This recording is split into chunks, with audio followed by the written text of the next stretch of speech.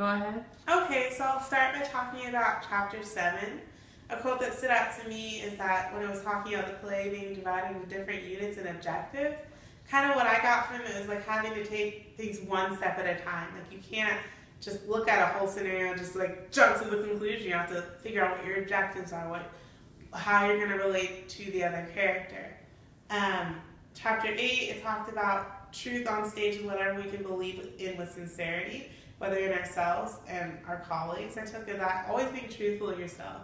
Even though you can't, what you're doing on stage is not necessarily a real scenario, adding some reality to it just brings it out so much more.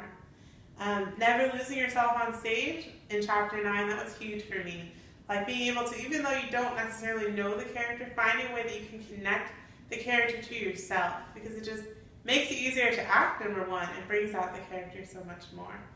And then in chapter 10, it talks about it's possible to be more powerful and to an audience to communicate without, it's possible to communicate without facial expressions, gestures, and actions.